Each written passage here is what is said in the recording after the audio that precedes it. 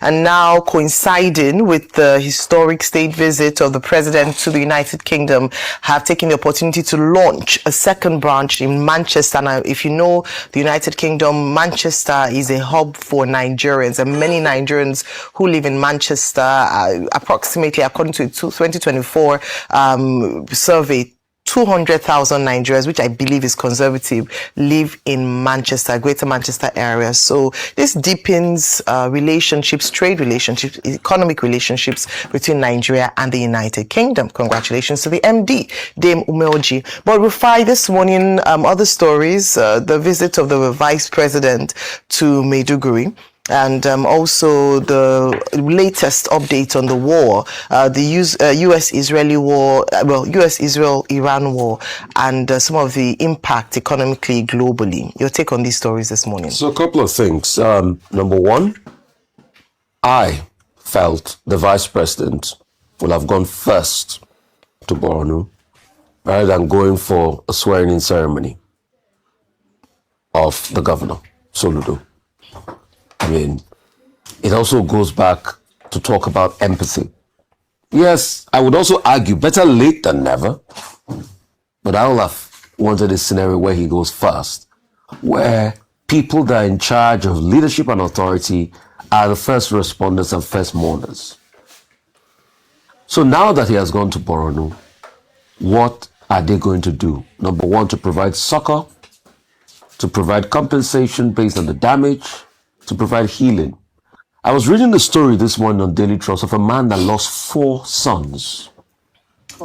How do you console such a man where his nation failed him?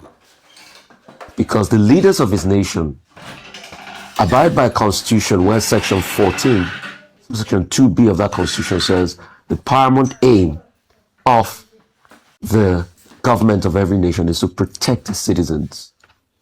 So the reason why we swear by that constitution and we surrender our sovereignty is because we think in return, the government will protect us.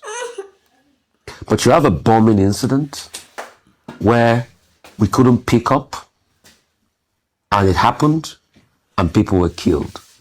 They say 23, maybe the number is probably more than that. They say some people have been discharged. We don't know the backstory.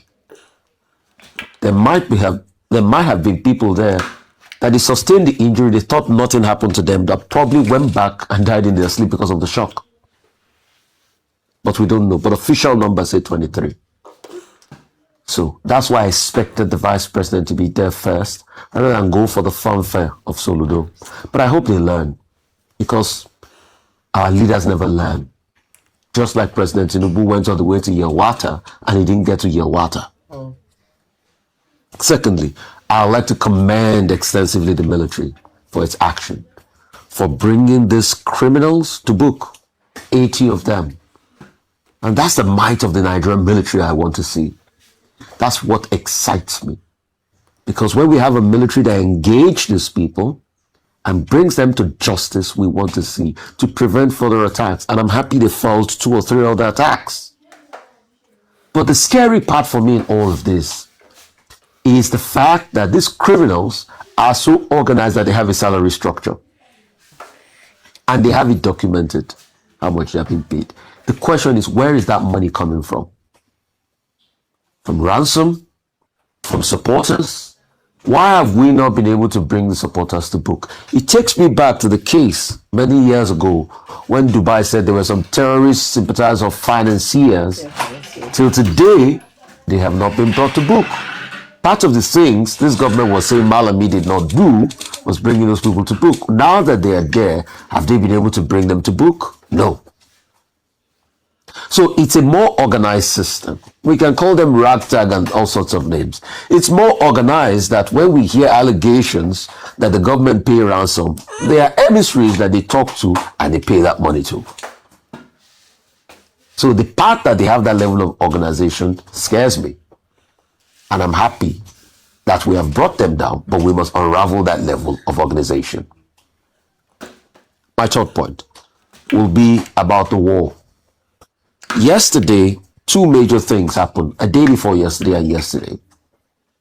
Cyber counterterrorism chief, Kent, said America had no bona fide for getting into the war because Iran posed no threats.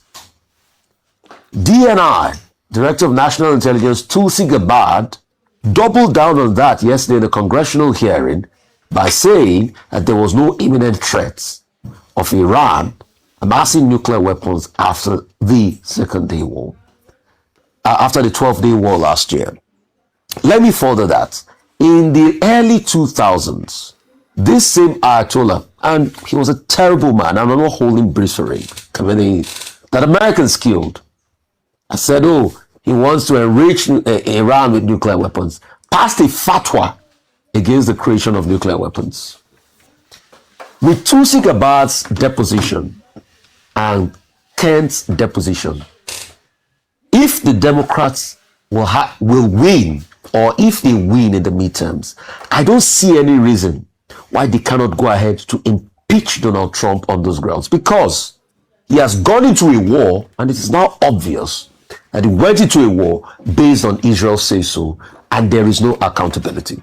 Exactly the same way America sold the Rus and there were weapons of mass destruction in Iran. Let me tell you the effect of this war. Ras Lafan was attacked. Why Ras Lafan was attacked was because South Shah was attacked. In fact, Israel had to apologize to America and say they will not attack it again because Trump was leaving. Because Iran and Qatar share South Shah, and they attacked the Iranian parts. But Trump went ahead to threaten that if they attack Qatari LNG facility again, that is going to totally obliterate or attack the Iranian part of South Shah that supplies gas domestically. The effect of that attack is there's been an environmental ecocide, just like what is happening in other parts that they've been able to bomb. Oh. So, and that's why you see that the prices of Brent went up internationally. As we speak today, Trump is looking for another 200 billion to be able to add to the war funding, which some Democrats in Congress are now saying, we're not going to vote in favor of it. Because in the first place, the war has no bona fide. And that's why a lot of people on the right, the MAGA right, are coming out to say that, no, we did not endorse this war. In fact, we voted for you. The likes of Tulsi Gabbard, and I want to have this on record before I quit the stage today. The likes of Tulsi Gabbard left the Democratic Party to the Republican Party because Trump said he was anti-war. And today, Tulsi Gabbard has to now defend a senseless war. There goes the hypocrisy of America. I rest my case. Okay. What we're witnessing in the Middle East right now is a tit-for-tat diplomacy, sort of, which has now developed into a war of attrition, the effect of which is global, the end of which is unknown. Now with the Israeli forces attacking the South Fars oil facility in Iran, Iran retaliated and then decided to attack the Falan LNG, the largest natural liquefied gas reserve in the world. And the rest of us are suffering from the effect of that.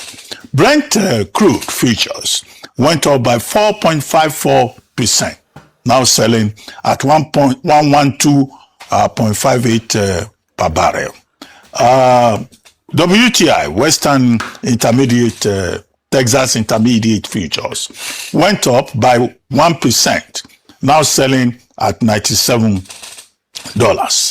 The markets all over the world have also been roiled.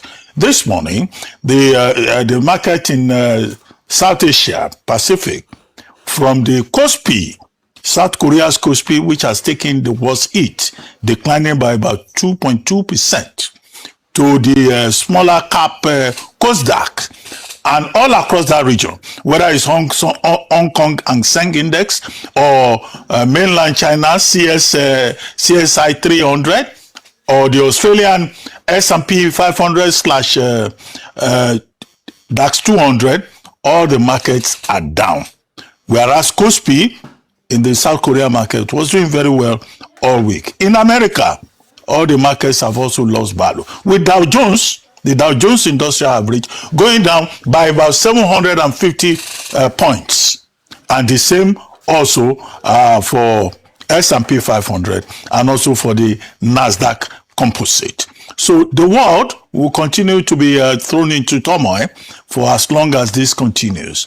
And now on top of it, Donald Trump is saying that if Iran fires any thoughtless thing in the direction of Qatar again, he will wipe out the South Fast facility. Where would that lead us? So that's why we keep saying that this is a war of attrition, the end of which nobody knows. At the same time, however, the same Donald Trump, who is saying he will fight, as for the modification of the Jones Act, which says basically that you cannot transport fuel from one port to the other without using American vessel. So he's modifying that for 60 days. So even America is feeling the brunt. Those are the exact details. Now, let me go to the issue of President Bola Ahmed Tinubu. I think the president and Nigeria got a great reception yesterday with the palace of King Charles III deploying soft power diplomacy at the highest level that you can imagine.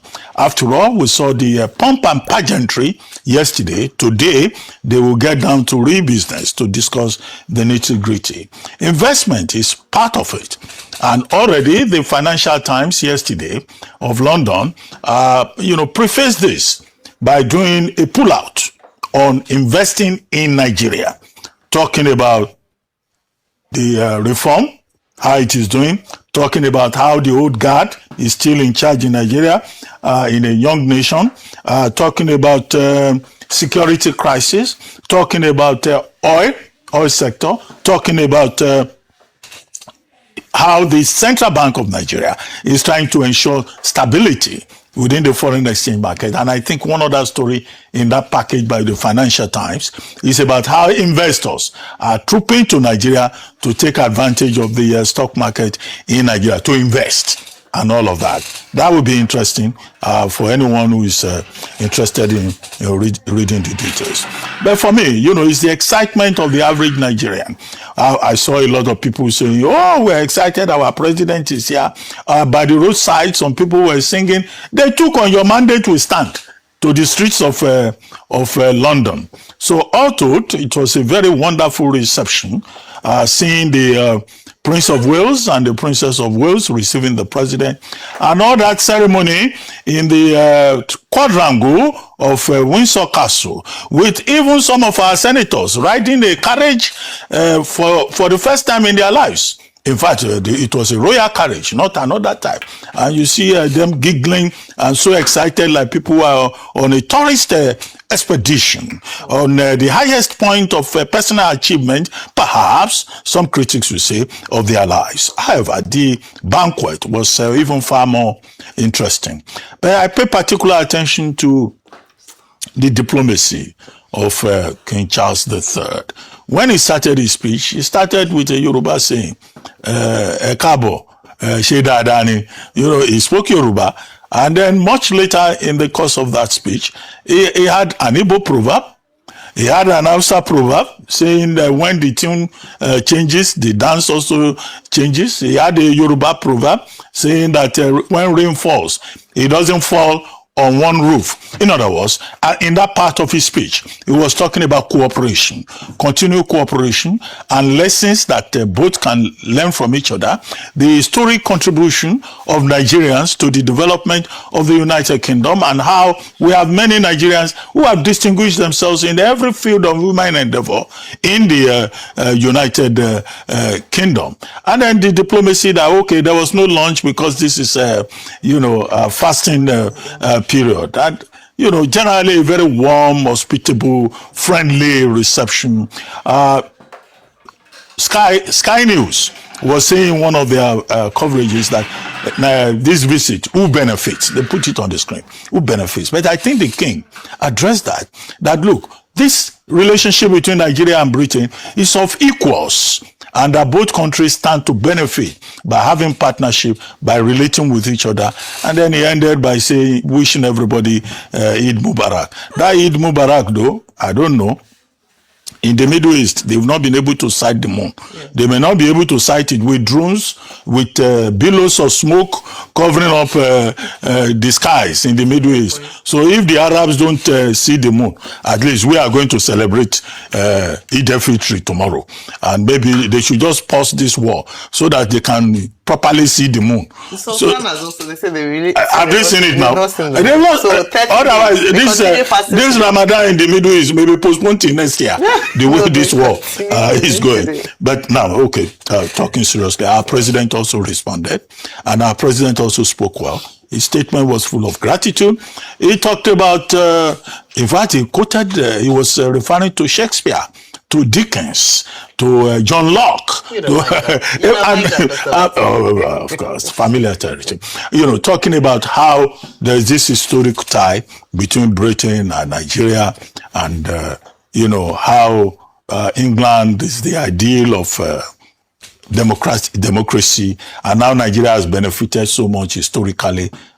English common law, the English common law, which forms the basis for our own, you know, common law here, roots here, and all of that, you know, I think that was interesting. And he ended on a very generous note and said, look, when he was in exile, he ran to Britain, and the Metropolitan Police protected him, and he also talked about partnership. The digits of that we will see today when they all sit down to serious business with the Prime Minister, and they talk about trade, investment, technology, and security, which the Nigerian government is obviously interested in. Now, as for the Vice President, going to the northern part of Nigeria, to Maiduguri specifically, which is his hometown, and where we have been having challenges. He was a man who also went there December 2024. And I like the fact that he restated the point about how these terrorists are demented, and that they are criminals, and that in fact they don't deserve to be referred to as human beings. Well, he was accompanied by the DG of National Emergency Management Agency, and also the head of the Northeast Development Commission, and he talked about giving the people succor, apart from sympathizing with the bereaved families and the sick. And he said by today, NEMA would begin to provide reliefs for the affected persons. However, we restate our long-standing point that it's not just about making the right statements all the time. It is about ensuring that government continues to protect the people and that government wins this war. It was not only the Vice President that has been to Maiduguri. The Inspector General of Police has been there. The Chief of Defense Staff, Uluyede, was there, accompanied by the Chief of Air Staff and other senior military officials.